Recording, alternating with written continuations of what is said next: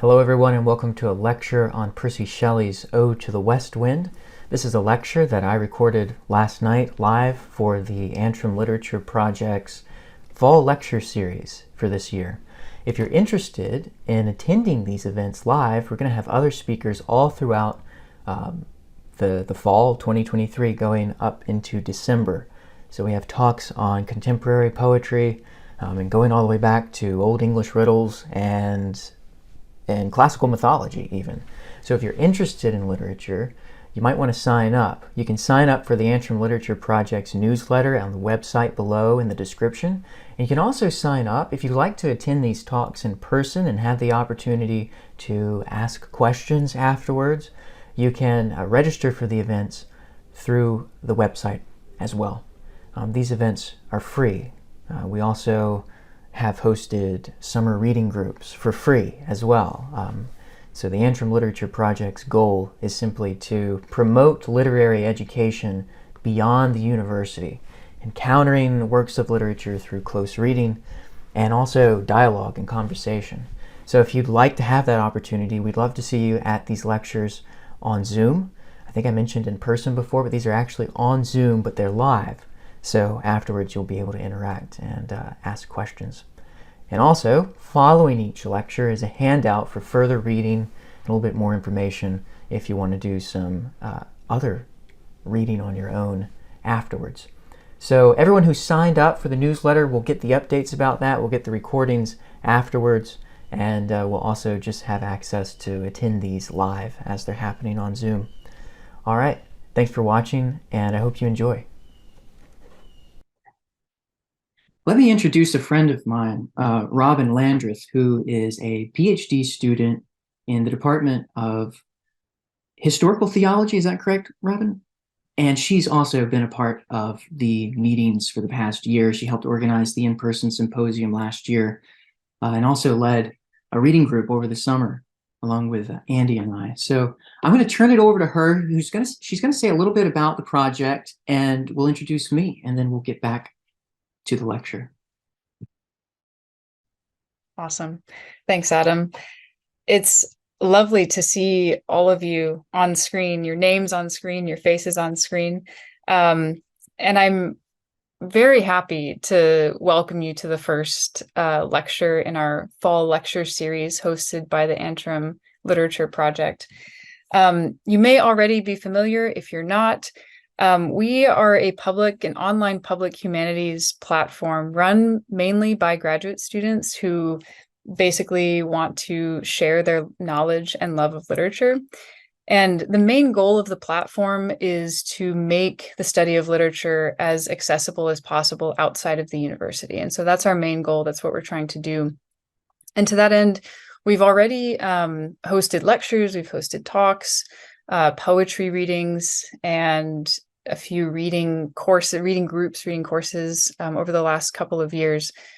And tonight we're starting off a series of fall lectures on various literary topics. And if you look at the lineup that we have online, you can see that they cover quite a range of topics. And so I hope you'll be back for some of those, maybe all of those future lectures, everything from classical mythology to contemporary poetry. So I think it's going to be, it's really going to be lovely. And we're very happy that you're here tonight. And so kicking us off, I'm so delighted to introduce our speaker tonight. This is, as you know, this is Adam Walker. He's a PhD candidate in the Department of English at Harvard University, where he teaches, and he's finishing up his dissertation, which is an achievement in its own right, finishing up his dissertation on the poetry of William Wordsworth.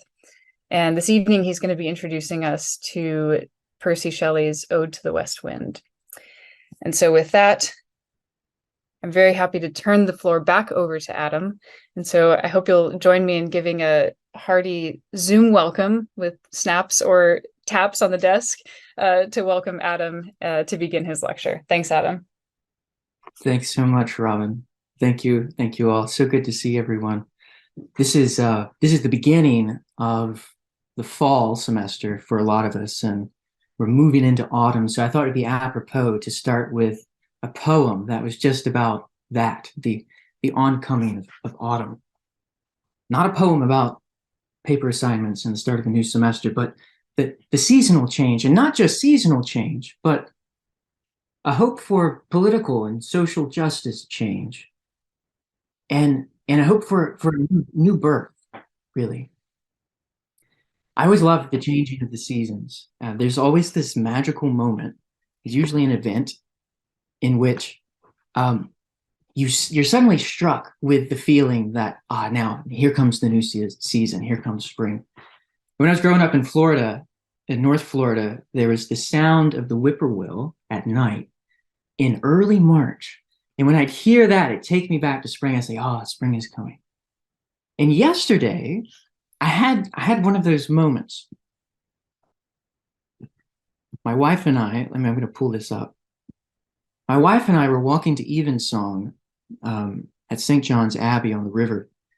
And we had to walk through Harvard Yard. And as we were walking, came to Quincy Street, right where the English department is. And right above the gates, give me a thumbs up if you can see that. Good. Right above the gates were these sweet gum trees. I think they're sweet gums. And right at the top branches, you can just see a little bit of the russet brown beginning to blush there. And in these trees, it does this every year. I've been here 6 years and seen it happen. Usually it doesn't happen this early. My wife thinks it's about climate change, and it probably is. Somebody has to temper the romantic in me. But regardless of why, the autumn seems to be dropping from the top down as though it's coming from heaven to meet the earth.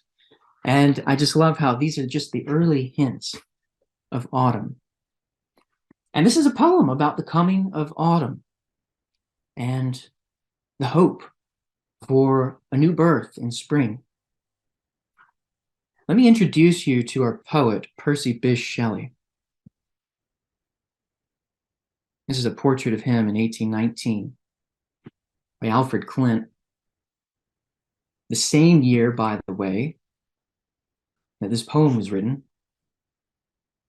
You can see him. This is an extraordinary portrait. You just look at the eyes, the intense perceptivity of these eyes, and kind of sensitive too. If you look at the eye on the right, his left eye, it's got a darker iris around the pupil. It's got that kind of intellectual, curious gleam to it. I find it so intriguing. But the eye on the left is just a little bit different. I don't know if you can see. It's a little lighter, of course, because of the light.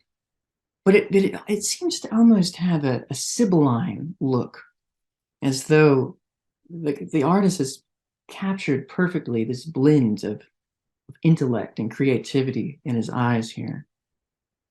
Very, very kind of perceptive. Looking back, you see his hair floating, almost kind of windblown, as if he's been looking into the west wind itself. Long hair, too. We also have the collar open, which is different around this time. He's not wearing a cravat, and it's not exclusively erotic, although there's that dimension too. But it's visionary. It's emblematic of the sensitivity of his state of openness to influence, especially to nature. A cravat, which is that thing that would wrap around the neck, would shield you from the wind, the cold. But an open shirt, where the neck, especially a very vulnerable part of the human body, is laid open, bare to the elements of nature. Of course, this was very important, this state of receptivity in nature. Just make sure we're recording, yeah. The state of receptivity to nature is very important to the Romantics. And of course, Shelley was a poet of the Romantic movement, which began in the late 1700s. He is among what some readers call the Big Six of Romanticism. You've got the first generation of poets who began writing in the 1790s. This was William Blake, Samuel Taylor Coleridge, William Wordsworth. But then you have these poets of the second generation, John Keats, Lord Byron, Percy Shelley. They all began to write in the 1820s, the late 18 teens. There are many other great romantic poets other than the big six: Anna Letitia Barbeau, John Clare, Mary Shelley, Percy Shelley's wife, and his mother-in-law, Mary Shelley, for example. So definitely look beyond the big six, but the big six tend to be those that are taught on high school and undergraduate curricula. Now, Romanticism itself is difficult to define. As a movement, it generally responded to the rapid industrialization and urbanization of England in the late 1700s. You had factories opening, you had the common lands shared by farmers for pasturing livestock suddenly enclosed for private property for the rich. And many of the folks who lived on the land had to move into the city, leaving behind them generations of farm work, of livelihood. And when they came to the cities, the factories were waiting for them. And, the height of this is well documented by Charles Dickens and Elizabeth Gaskell and several others. But there was this disconnect that was happening for the first time in society, in English life, perhaps, when humanity was being risked of a disseverance from nature.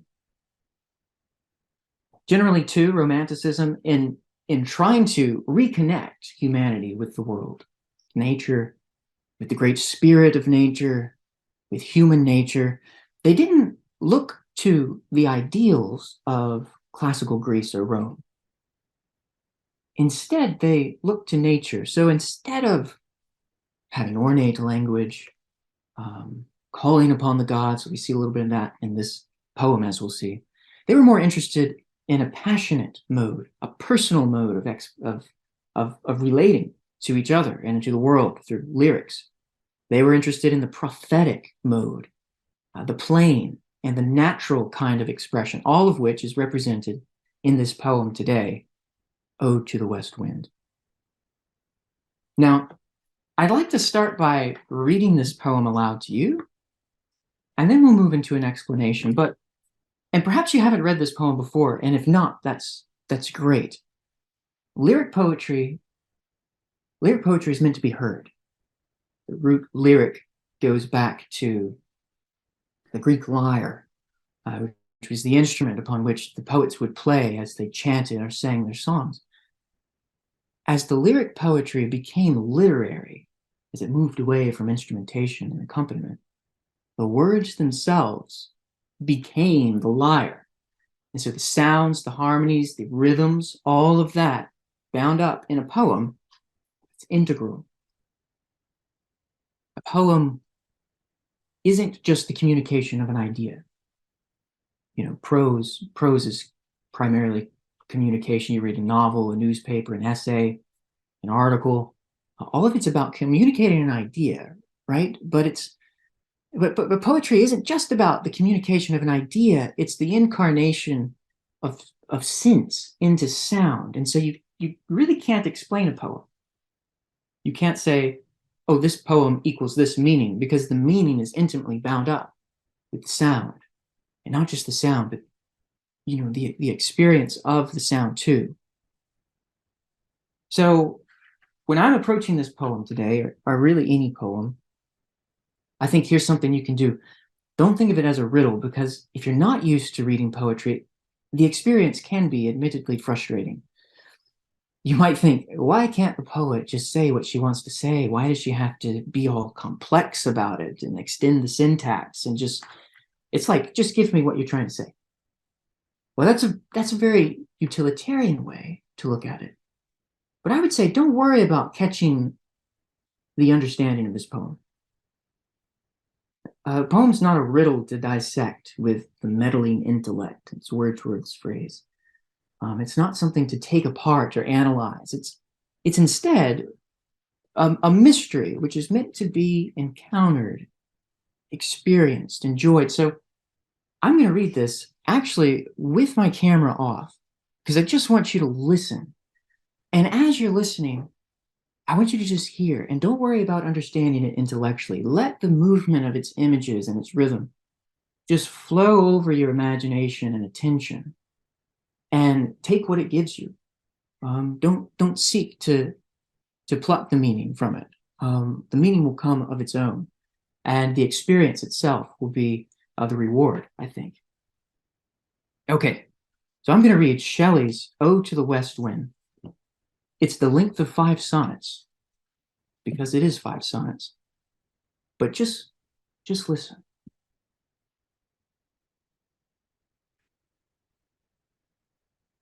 O wild west wind, thou breath of autumn's being, thou from whose unseen presence the leaves dead are driven, like ghosts from an enchanter fleeing, yellow and black and pale and hectic red, pestilence-stricken multitudes.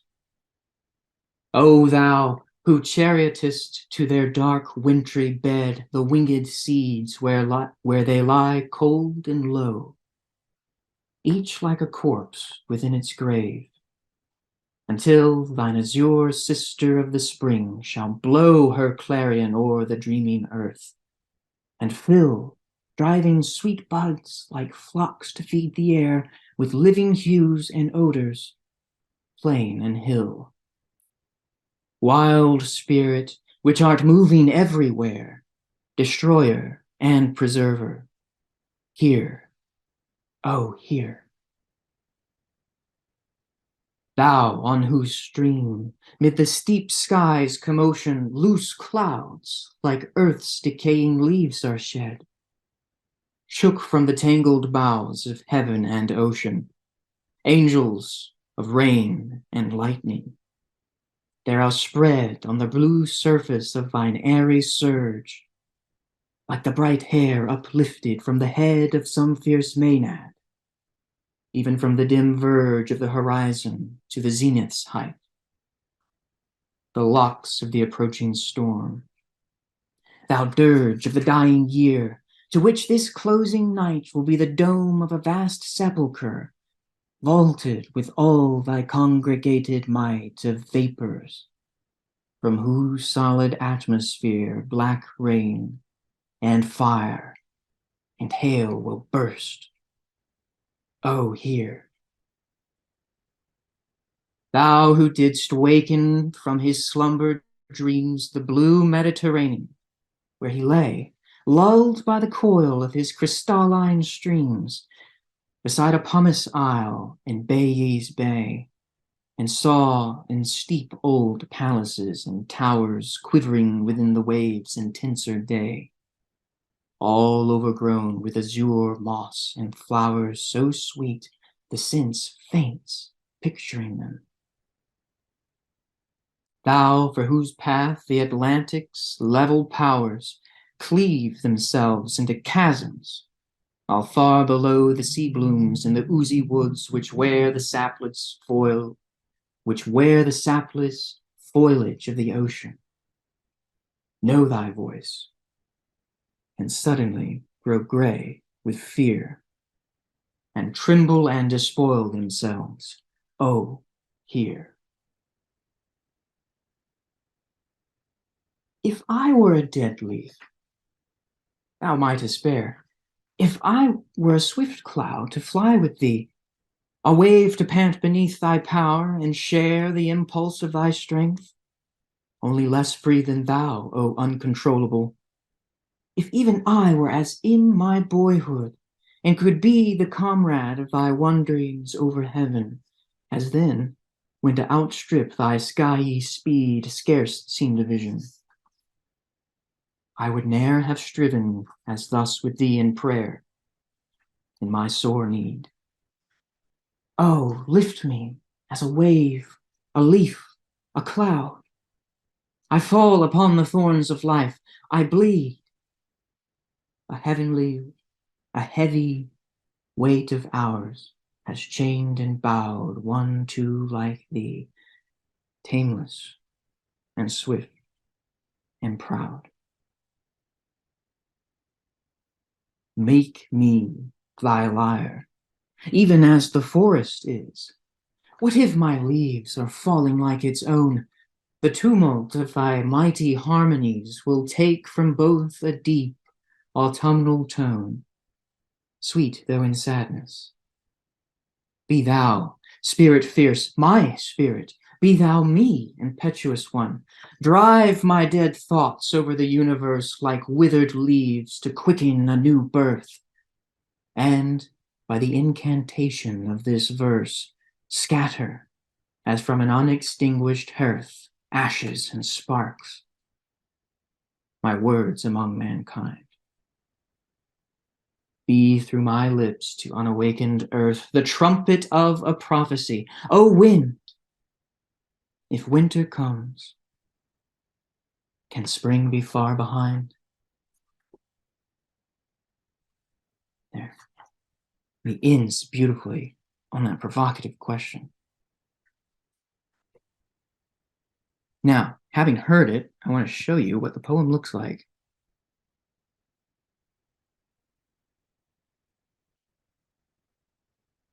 There are 5 parts, 5 sonnets. We'll get to that. It's called an ode to the west wind.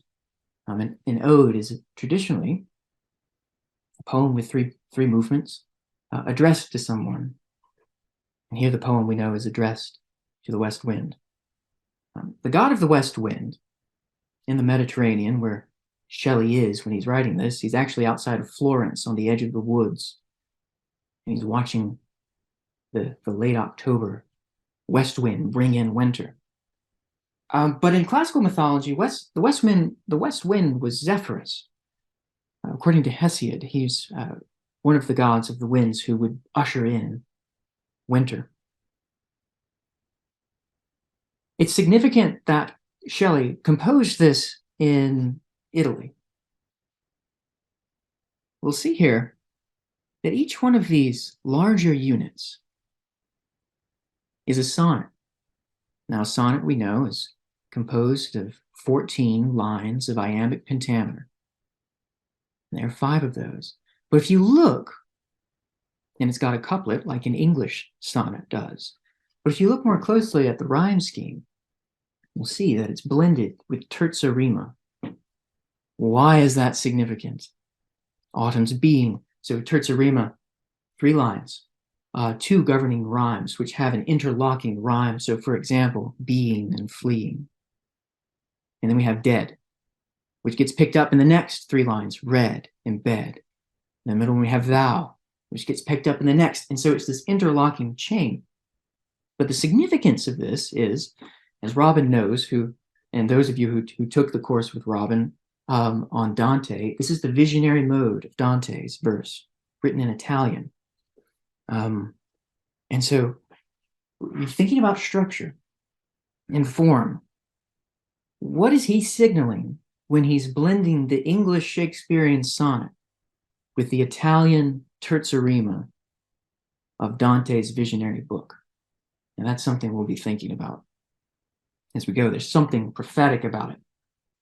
So the poem begins with the address to the west wind. Breath of autumn's being, thou from whose unseen presence, invisible presence, whose force is only seen through the leaves dead, driving the dead leaves. So there's this forward motion of pushing now that the west wind has, pulling from life. The west wind is this beautiful simile, explicit likeness here. The leaves are like ghosts from an enchanter fleeing. Now hold on to the imagery that's established in these poems. It's going to be elaborated upon later. We get this idea of the enchantment or incantation at the end. So the west wind is like an enchanter driving the leaves, yellow and black and pale and hectic red, pestilence-stricken multitudes. Of course, multitudes there, we think not just leaves, but multitudes of people. Perhaps the epic simile of Milton when he imagines the the legions of hell moving like autumnal leaves, but also people upon the face of the earth moving. O thou, addressing the west wind, who chariotest to their dark wintry bed. Chariot. So now to chariot, something is to pull. So first we had this pushing from life, pulling where? To the dark wintry bed. To death? We ask at the cliff of this enjambed line? What's being charioted? The winged seeds, where they lie cold and low, each like a corpse within its grave. And there's this germane image, which is germane to Shelley's poem here.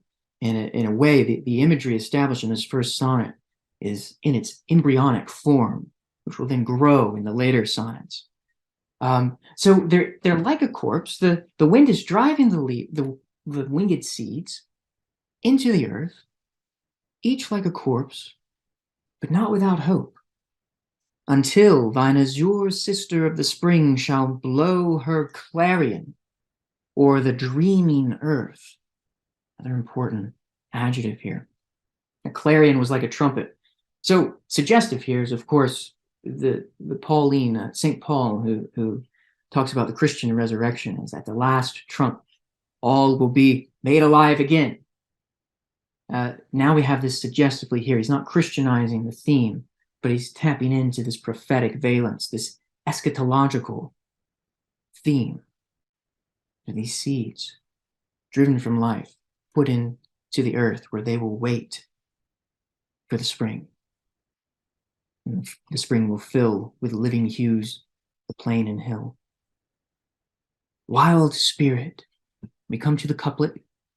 Wild spirit, which art moving everywhere, destroyer and preserver.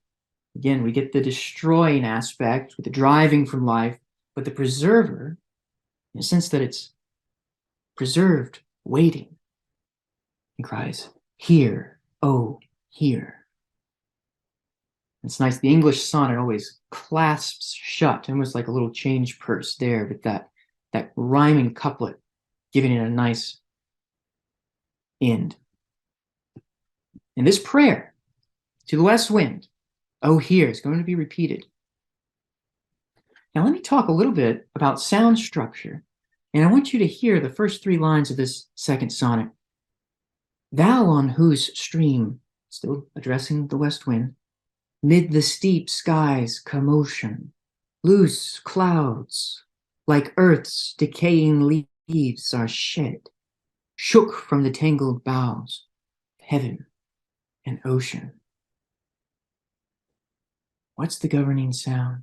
You can hear it playing on your ears, that S sound, suggestive of the west wind himself coming down upon the Mediterranean, sweeping across the leaves. But there's also this violent shaking with the sh sound. We have it in commotion.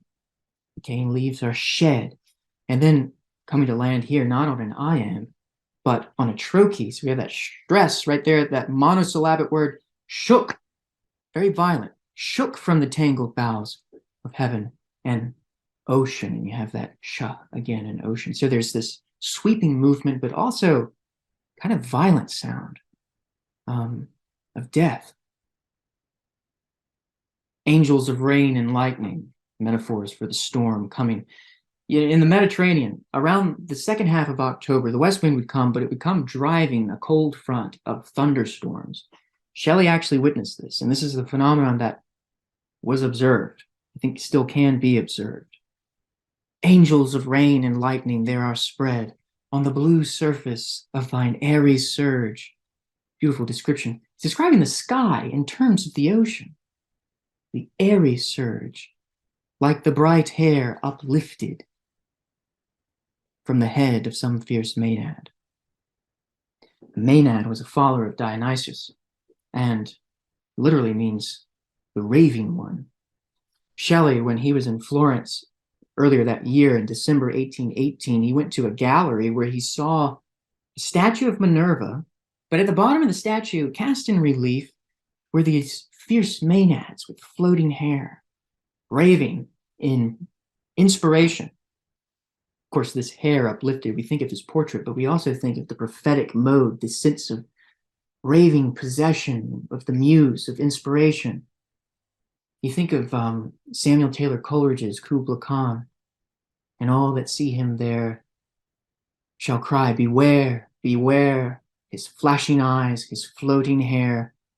Weave a circle round him thrice, and close your eyes with holy dread, for he on honeydew hath fed, and drunk the milk of paradise. And that's how the fragment ends. But it's this prophetic mode. It's this person who has tasted something of the heavenly manna, has had some contact with the divine. And the only way in which they understand how to be in touch with the world after that contact is through this raving sense of inspiration, of poetry. This too is going to be picked up at the end. So, but the storms themselves are like the bright hair uplifted from the head. And Keats in 1820 will write in autumn, he'll describe autumn sitting on a granary floor, just kind of hanging out. And with hair soft lifted in the winnowing wind. Of course, that's a very beautiful and somewhat domestic image, very different from Shelley's Maenad with wild hair. So the storms are like this hair, even from the dim verge of the horizon to the zenith's height, the locks of the approaching storm.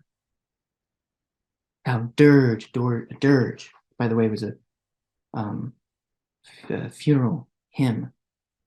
Thou dirge of the dying year, to which this closing night will be the dome of a vast sepulchre, vaulted with all thy congregated might of vapors, from whose solid atmosphere black rain and fire and hail will burst.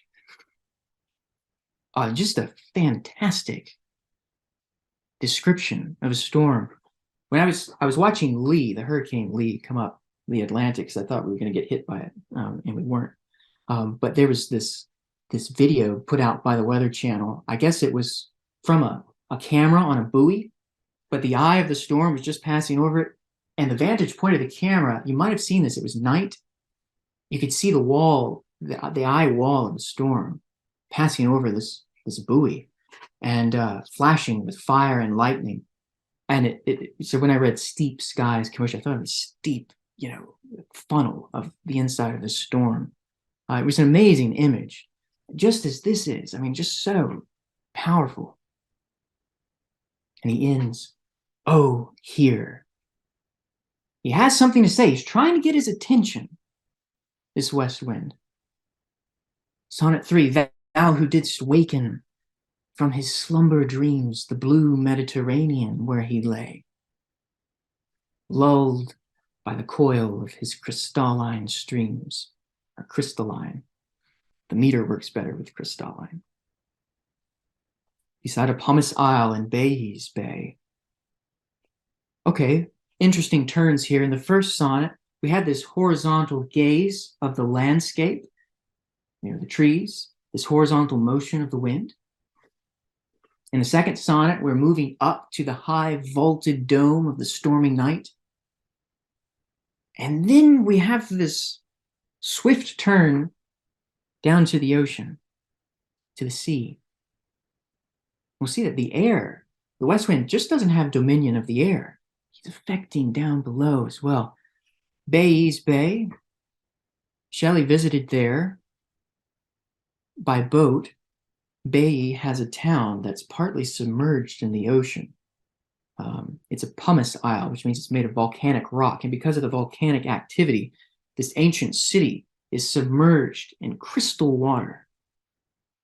And on a still day, you can look over the edge and you can see this town overgrown with the moss and flowers, aquatic life. And Shelley was just enraptured by that, and this image clearly stuck with him. Beside a pumice isle in Bysshe Bay, and saw in sleep old palaces and towers quivering within the waves' intenser day. It's like the wave in the ocean is more alive than that which is above. Of course, quivering, very important for the lyric, because the sounds of the lyric are brought to life by the quivering or the trembling of the strings. And so whenever you have something like quivering here, through the reflection, it's kind of imagistic, it's sensuous. All of that's overgrown with azure, moss, and flowers. We had that word earlier, the azure sister spring. It's so sweet. The sense faints, picturing them. Thou for whose path the Atlantic's leveled powers cleave themselves into chasms, while far below the sea blooms in the oozy woods which wear the sapless foliage. That got me last time I read it. Sapless foliage of the ocean. Know thy voice. They know this is a domain of the sea, but still under the jurisdiction of the season, of the west wind, and suddenly grow gray with fear. Naturalists, by the way, have observed that this is correct. The aquatic life underneath does change colors as the seasons move on, and they tremble again, quivering, tremble, and despoil themselves. Oh, here. Now, we looked at the structure of the sonnet in Terza Rima, Sonnet 1. Sonnet 2 talked about sound. Here I want to draw your attention to the structure of prayer, which is basically governing the entire poem. This whole thing is a prayer. And this is the third time he's repeated, oh, here, trying to get Zephyrus's, the west wind's attention, and calling attention to the greatness of this God. You know, this is the structure in most religion. You see it in Sappho's hymn to Aphrodite. You see it in the way that Christ taught his apostles to pray. It doesn't begin with the request.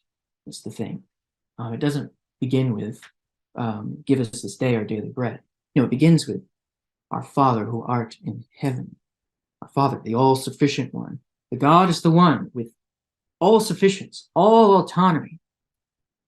And the soul is positioning itself in a relation of dependence, subservience, humility. That's partly what the structure is doing here in this poem as well. And here's this third, oh, here. Having done 3 times, we get the turn in this penultimate sonnet. If I were a dead leaf thou mightest bear, if I were a swift cloud to fly with thee, a wave to paint beneath thy power and share the impulse of thy strength, only less free than thou, O uncontrollable. If even I were as in my boyhood, and could be the comrade of thy wanderings over heaven, as then when to outstrip thy skyey speed scarce seemed a vision. If I were a leaf, if I were a cloud, if I were a wave. Notice he's reciting the structure he's already imbued into this prayer. The leaves, Sonnet 1. The region of the heavens, in Sonnet 2, the clouds. And the ocean, the waves. If I were like this, I could feel your power. Or if I were in my boyhood, if I were a boy again and could run as fast as I could, and I could outrun you and could feel you that way. If I could have done all that, he says, and here's the need, I would ne'er have striven as thus with thee in prayer in my sore need. An interesting verb for striven.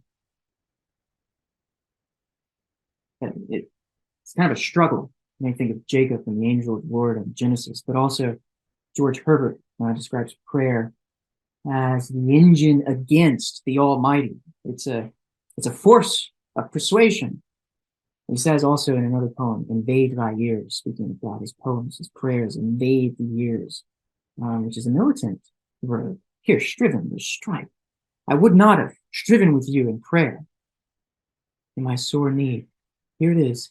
Oh, lift me as a wave, a cloud. Sorry. Oh, lift me as a wave, a leaf, a cloud. I fall upon the thorns of life. I bleed.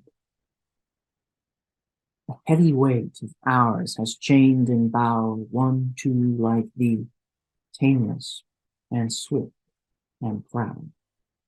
This is how he ends the structure The syntactic structure begins with the accumulation of this speculative motive. If I were this, if I were that, if I didn't have the need I had, then I wouldn't pray. But having now gotten your attention, lift me as a wave. He wants to participate in this energy. Why does he want to participate in this? Why does he want to be driven from life, preserved in death? Why? Why? And then he makes this likeness between him and the west wind. The heavy weight of time, the hours, has chained and bowed one too likely, tameless and swift and proud, saying, I am like you. And here's the last sonnet. Make me thy lyre, even as the forest is. And that's a wild request. I mean, to be made a lyre involves some violence. You look at the Homeric hymns, especially the hymn to Hermes. The way the first lyre was made, according to the Homeric hymns, Hermes was sitting outside of his dwelling place and he sees this tortoise walking across. And he loves this tortoise. And he goes up to the tortoise and is just so intrigued by it. He says, I'm going to memorialize you forever. And he kills the tortoise, rips its shell apart, guts it, and turns it into a lyre. It's almost as if the lyre necessitates some kind of sacrifice, because that lyre that Hermes, or rather, that lyre that was made, satisfied the anger of a god. You think of the African lyric, the series Lute, in which a prince buys a lute and says, well, it won't play for you unless it's drenched in blood. You must take it into battle. And sure enough, the lute won't play. So he takes it into battle and blood has to get on it in order for it to play. So there's this archetypal, like you think of Christ as the lyric poem of God. There's even that sacrifice too. He is kind of the law or the poetry of God incarnate. A certain kind of Christology there, but there's definitely this archetypal like understanding of the lyric as something to appease, as something that will gather us up and make us one with something, even though through a violent death. Make me thy lyre, even as the forest is. What if my leaves are falling like its own? The tumult of thy mighty harmonies will take from both a deep autumnal tone, sweet though in sadness. Leaves here now has a pun because leaves also meant pages in a book. Shakespeare will pun upon this when he talks about his leaves falling. Walt Whitman's Leaves of Grass is great, a great American free verse poem. It's called Leaves of Grass because it's about leaves, literal leaves of grass, but it's also the leaves of the poems. So there's a self-consciousness here. Be thou, spirit, fierce, my spirit. Be thou me, impetuous one. Drive my dead thoughts over the universe, like withered leaves to quicken a new birth, and by the incantation of this verse, scatter as from an unextinguished hearth ashes and sparks. My words among mankind be through my lips to unawakened earth a trumpet of a prophecy, the trumpet of a prophecy. O wind, here's that question, if winter comes, can spring be far behind? Now, thinking about the overall structure of this, what is he doing in this final sonnet? He's calling back. M.H. Abrams, who's a Romantic scholar from the late 20th century, in the 60s, he had an essay on structure and style. And he said that these longer lyrics of the Romantic poets often have this movement from a meditation on the landscape, this inward turn in which a conflict is resolved or in which contact is made with the divine, and then this movement back out. The poet can now face the world again, having done that three-part movement. You see it in Tintern Abbey, the wide valley, these steep and lofty cliffs, and then this turn inward, the spiritual life, and his boyhood, and then finally this resolution enables him to turn outward to Dorothy. I have a couple of videos on that, in which this fits in. I'll talk about that in the handout, but it's following that structure. You notice it begins with the forest, and it returns to the forest, but the forest is different. The forest is him in a way. What if my leaves are falling like its own? Scatter my dead thoughts. Notice, do you remember the leaves were driven as though from an enchanter they were fleeing? This incantation, like an enchanter, like a magician. Driving the verse, he says, remember the sleeping earth, the dreaming summer? Be through my lips to the unawakened earth the trumpet of a prophecy. There was the azure sisters' clarion. It's all circling back. But when it does, it's come home with the elixir. It's come home with basically a renewed sense of the understanding and a right relationship to the world, or at least the relationship that the speaker wishes to have or has discovered. And Shelley, in his essay, A Defense of Poetry, says that poets are the unacknowledged legislatures of the world. They're the lawmakers. This whole idea of Moses as a prophet, as a poet, Christ as a poet, the poets of Greece influencing the law. So there's this idea that poetry, prophecy, law, and all of the Hebrew prophets, which Shelley well knows, are writing poetry when they prophesy. I mean, it's this inspired moment with the floating hair. It's this raving moment in which one is possessed with a vision or the voice of something above humanity. And it's that he's wishing his words will become. And when he asks, "O wind, if winter comes, can spring be far behind?" The poem just ends. And the silence at the beginning of the poem is completely different from what we have at the end. Now, part of this did come true. Shelley dies in 1822, but I was talking to a friend of mine who's from China, and he said these two lines are probably the most famous lines in China because when they had the revolution, breaking from the imperial rule of Britain, Shelley was translated into Chinese, and it was this poem that really propelled this, partly what propelled this revolution. It was the poetry of Shelley, of Byron, and to this day, folks there still know this poem. They're very familiar with Shelley, and it's because of that legacy. And so part of Shelley's interest is this political change, this social change, one of justice, but also of spiritual rebirth. So there's a lot more to say to this poem, but that's a taste of Ode to the West Wind. And it's definitely a poem that rewards reading again. So I hope you'll do that on your own time. So thank you all for watching. Those who are here, feel free to stay. We're going to do questions and answers. For those who joined us online with the recording, thanks for watching. And until next week, where we'll hear about Old English riddles.